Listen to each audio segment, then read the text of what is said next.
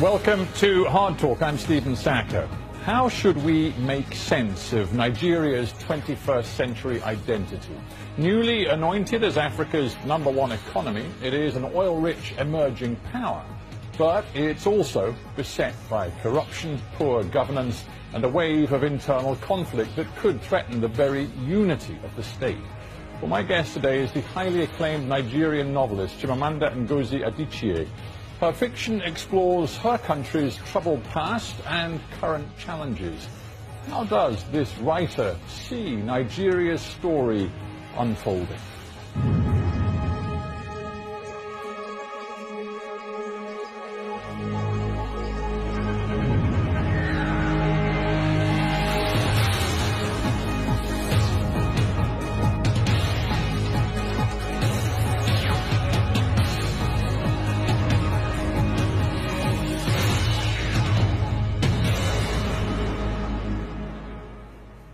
Chimamanda Ngozi Adichie, welcome to Hard Talk. Thank you. You have described what Nigeria is going through today, the security crisis, as the most violent period in our nation's existence since the Biafra War. Do you feel the crisis matches Biafra in terms of its challenge to Nigeria? No. Because? Because it's strange to compare what was clearly a civil war with two clearly armed sides, and two in some ways clear sides, which largely knew what they were fighting for. Whether or not that was a good thing, but it's hard to compare that with what's going on now, which I think is just more amorphous and more... So no, I don't think I can compare it, I don't think I can draw parallels, but I do think, though, is that since Biafra, I don't think that anything else has shaken our sense of security as a people. Before we get to what is happening today, I do want to explore Biafra a little bit with you, because it seems so much to have shaped your creative life, your writing life, but also your personal life, your family history as well. And perhaps we should start by reminding people exactly what happened in that period, the war of 67 to 70. The eastern region of Nigeria fought for secession, for independence. It wanted to be a new nation, Biafra, to leave the young Nigeria behind. And your family was very much caught up in that. Yes. My father, my parents lived through the war. My grandfathers died in the war. As fighters or just as... No, they died in refugee camps. They died, they got ill, and they died because there was no medicine in the refugee camps.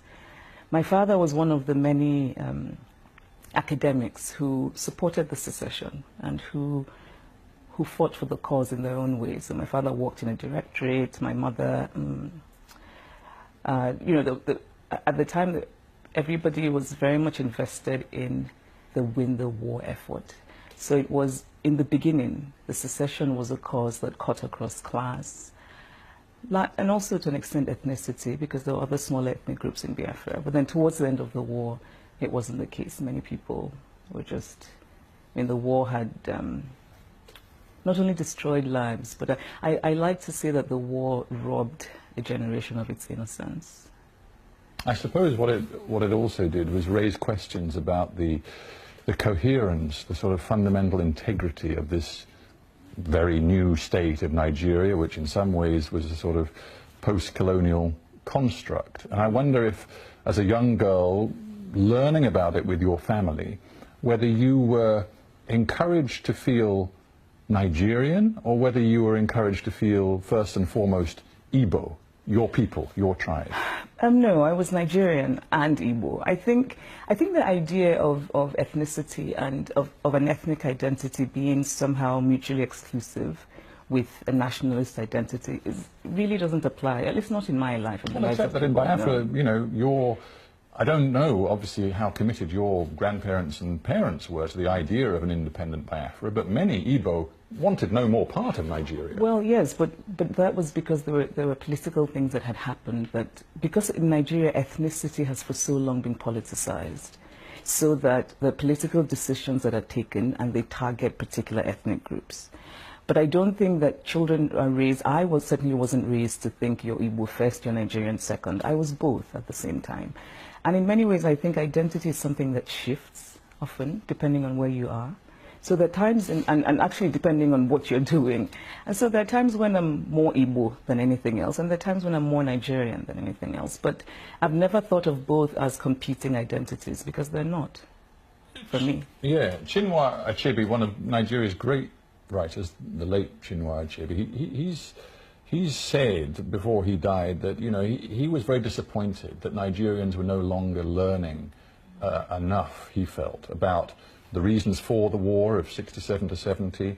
It wasn't being taught in schools, he felt, in the right way, and therefore I think he felt that important lessons to be learned were not being learned by today's Nigerians. Now, your book, Half a Yellow Sun, is you know, all about what happened and tracing a family through what happened. Do you share his feelings?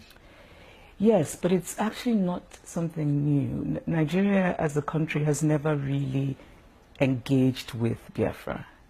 But I also don't think it's that surprising, though, because countries in general hide parts of their history that they're ashamed of, or that they're uncertain about. There's a lot that's unresolved from that period in our history. And so while I think it's wrong, I don't think it's terribly surprising that I didn't learn very much about the Nigeria-Biafra war in school, for example.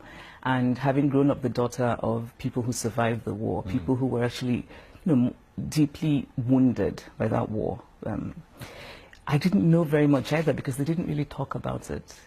It's very interesting for me to imagine what your father then made of you committing so much of your time and effort as a young writer to exploring that past. And I just wonder what he made of the end product. My father is a lovely man, and I'm very much a daddy's girl. And, you know, both my parents didn't talk about that period because it was very difficult for them. And they didn't talk about it until I started to ask questions. And I really cannot explain in an intellectual way why I was haunted by that period. But I have been since I was 13. And I would ask questions endlessly. And, you know, my father, particularly my father, he was generous enough to tell me what he had gone through. And many of the stories he told me formed the basis of the novel, Half of a Yellow Sun. And I remember when I finished it, I was very worried about what he would think. And so what I did was, I was at home in Nsukka with them, and then I left the manuscript on his study table, and then the next day I left and went to Lagos. You ran away? Yes, and I didn't want him to read it when I was there. And then I asked my brother to go check on Daddy and see what his expression was like when he was reading. But I have to say my father approved, and he also said that he was very taken by how I had used the details that he had provided. The movie version of Half of a Yellow Sun, which is obviously out in the UK and many Western countries, hasn't actually been certified, hasn't been given a certificate for release in Nigeria. Is that, do you think, because, again, Nigerians and the authorities don't want to be confronted with the divisions, the tensions, the fragmentation that lies potentially within the country? Well, I think our leadership is very much aware of the fragmentations in Nigeria. I don't think they need a film to remind them of that. Well, I do think, though, I don't know. I think that everybody's on edge in Nigeria at the moment, just really because of Boko Haram. And it's not that surprising that because we're all on edge, people overreact. And so there's a film, and it's about Biafra, and Biafra is based on a very turbulent part of our history, and certain people in certain positions get frightened, and they think maybe we shouldn't let people see this. But I think that's, I think it's a shame, really, because the film isn't even very political. The novel is much more political than the film, and it's really just a beautiful romantic film. And what's sad, I think, is that by doing this, they have politicized it, and now there are people who are probably going to watch the film looking for something to be offended by. Well, that was then, and Biafra did so much to shape that sort of early period of Nigeria's history. Today, as you've just mentioned, Boko Haram is perhaps the sort of biggest challenge to Nigeria's sort of unity and stability. would you yourself, as you live at least part of your life in Nigeria and in Lagos, would you look at Boko Haram and think there is something there which is an expression of sort of alienation, of inequality, of deep socio-economic problems in my country, or do you not see it as an expression of that? Well, I don't think the answer is that simple. I mean, I do think that socioeconomic inequality is part of the problem. I don't think it is the problem. And I say this because, you know, poverty is a problem that cuts across the country. It's not something that is particular to the Northeast. Except if you look at the figures, it is striking the degree to which absolute poverty is clearly highest in the North and Northeast. Well, but I think we should ask the question why. I mean, Nigeria is a federation, right? So, and we have this very interesting sort of revenue allocation formula, which means that many northern states actually get more money than southern states. And so when we talk about poverty in the North and the Northeast, well, I think it's important to remember that, yes, there are many people who are poor, but the northern governments are not necessarily poor. And then I suppose one needs to ask why. I think part of the narrative, and this is something that seems to exist more outside Nigeria than in Nigeria, is that Boko Haram is a result of sort of a certain kind of socioeconomic neglect of that part of the country by the government. But you know, while I think the government bears a lot of responsibility, I think when you really look at the way Nigeria works and the way the states get their money, it's not true at all that area should be necessarily much poorer than. Well, and then the other way to look at Boko Haram, apart from those sort of deep-lying socio-economic factors, is to take seriously its specific message, which, you know, is against modernity. You know, literally it means against sort of Western education, and quite clearly with the most high-profile, shocking tactic they've adopted, that is abducting the schoolgirls, in particular in Chibok, abducting more than 200 schoolgirls in one go. They seem to be delivering a message directly against the education of females, against sort of any progressive liberal view of gender equality in Nigeria. Is that, do you think, at the heart of what they are about? No, I don't think so. I think they're delivering a message about Western education. And I don't think it's as gendered. You don't see it as a gender No, issue? because if it was, then they wouldn't have murdered all those innocent boys that they murdered in their school. I mean, this is a group that has attacked both boys and girls. The abduction of the girls, I think there's something cynical about it. I suppose that we live in a world where gender still matters very much, and you make a bigger point if you abduct girls, I think. And also, just more cynically, that you can use them as sex slaves. So I don't think that Boko Haram is necessarily about not educating girls. I think Boko Haram is about Western-style education somehow being a bad thing. What about the reaction to the abducting of the girls? I mean, we know Boko Haram, anybody who follows Nigeria knows it's been around a long time, for 5 years, and the violence has been endemic in certain parts of the country for a long time. But something about that Chibok event has captured the world's imagination with all of the hashtag Bring Back Our Girls campaign and everything else, which started in Nigeria but really gained traction when Michelle Obama and others got involved as well. Do you wonder sometimes what it is that the West sees in this particular event? I just wonder how you see it. Fortunately, I'm not a member of the West, so we might have to ask the West. No, you have a unique position in a way, because you spend half your time in the United States and a lot of your time still in Nigeria. And you, in a sense, you've got a foot in both worlds. Actually, I spend more than half in Nigeria now. But, you know, I don't know. I have thought about it. And I think there's a sense in which it's a story that fits into certain expectations of what should happen in a place like Nigeria. It's also a story that is easy to connect to emotionally without necessarily knowing what the political context is. And I think, and one of the things that I think has happened is because of the emotional weight of the story, it's often been constructed in ways that I find interesting, such as the idea that it's really just like the Taliban, because that fits a prefabricated box of but it isn't, right? It really isn't, and it's complex in its own way. But at the same time, I think that, I think that the attention that has, the very Nigerian grassroots social media campaign that then sort of spread across the world, in some ways I think it was useful because it did make, I think it made the Nigerian government sit up a little bit more.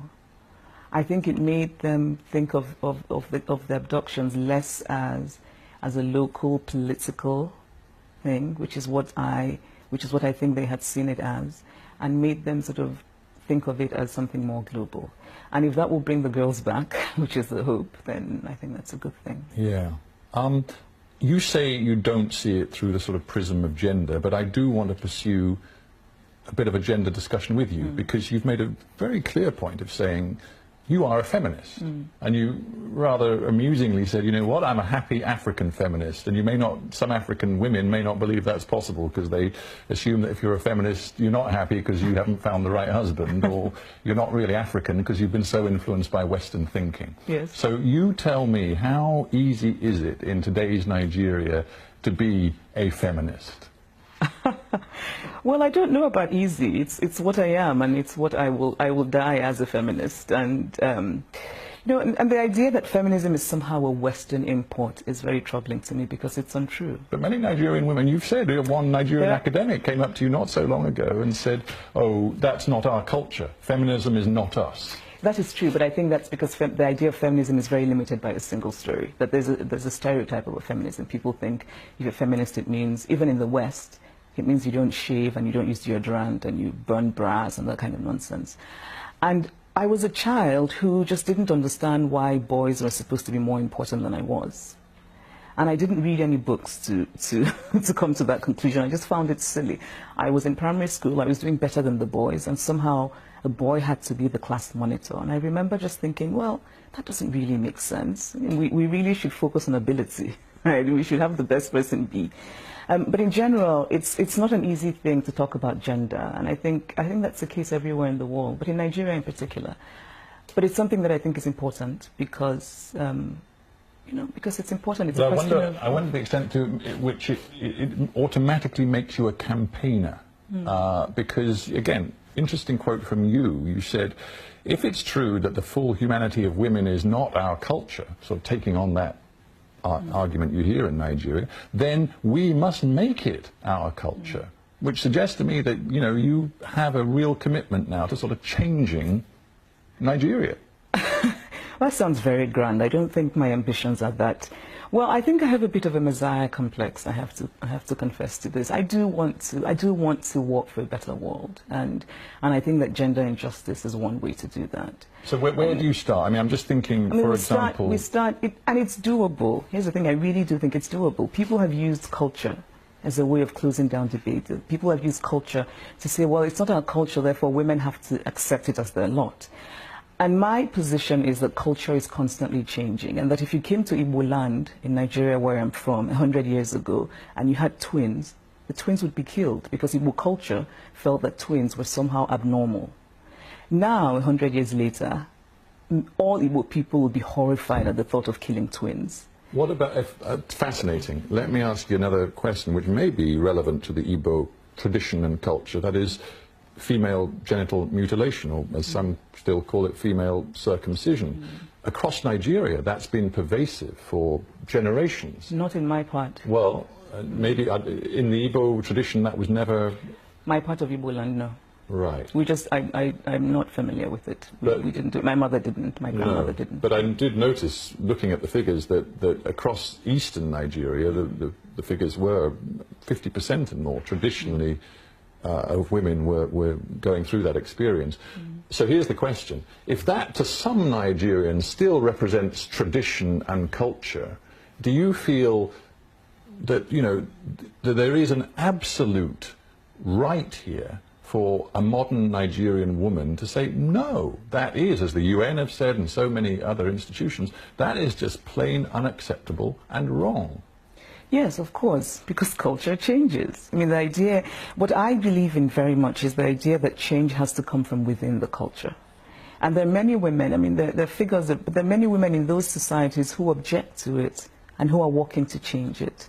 And I don't believe that culture can be used as a reason for any form of injustice. I just don't. And I think that in the end, culture really, what's the point of culture? Right? The culture really should be about preserving the continuity of a people. And I think that today, if we continue to exclude women from many positions of power and also many cultural institutions of power, then at some point we just won't survive. I said you live sort of half and half, US and Nigeria. You said, no, I spend most of my time in Lagos. The fact that you had a university education in the US, you've spent a lot of time in the US, and I believe your partner is in the US, does that make you, when you come back to Nigeria, and you've written a book called Americana about Nigerians who go away and then come back from the US, does it make you a harsher critic of your country or a more passionate defender? It's actually interesting. Both. Both. I think what where would you put the emphasis? In both. Well, that's a cheat. I really want. I want to know. No, I refuse to know. Both, really, because I think both come together for me. What leaving home did for me was that it made me realize how much I loved Nigeria, how just deeply emotionally I am invested in Nigeria, but also how much I realized that we can do better. Because I was looking at it from the outside, and most of the most intelligent, the most innovative people I know are Nigerians. And looking at it from the outside, I find myself thinking, but why are we underperforming? And that then makes me much more likely to complain, which is what I do endlessly when I'm at home. But it's a complaining that comes from a belief that we can do so much better. So I do think it's both, because it's the only country I have, but that's not why I love it. I just happen to love. I am deeply, deeply. Well, it's not necessarily the only country you have, because you do have ties in the United States now. And I'm interested, because you've written a lot about America, and you've talked about how, as an African woman going to America, it was odd in a way, because there you were defined by your race, yes, in a way that you'd never been defined by, yes, obviously, back home. And I just wonder, again, having lived in both cultures and societies, whether you just feel more comfortable in Nigeria than you ever could in the United States? Yes, absolutely. I grew up in Nigeria. My sensibility is Nigerian. I look at the world through Nigerian eyes.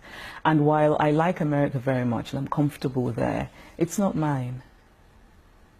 And is that partly because race is a problem in America? I don't think so. I think if I had been born there and raised there, maybe with all of the problems of race there, I think I probably would consider it mine. So it's not so much about race, it's simply... But that's partly interesting, because partly that's African Americans, that is black Americans, yes, do, I think, sometimes find it troubling the way in which Africans don't adopt their sort of race perspective. Yes, because many Africans don't get it. I think there's an assumption that if you're a dark-skinned person, then you automatically understand race. That is the way that race functions in America, but that's not true. And so for me, as a person who went to the US to go to college, and I really had no idea about what it meant, really. I mean, I had read Roots, and I knew intellectually that slavery had happened. But to be in the US and suddenly to hear jokes about watermelon and fried chicken, and to learn that these were supposed to be offensive, I was utterly confused. And then to be expected to be offended by things I didn't necessarily understand was even more disorienting.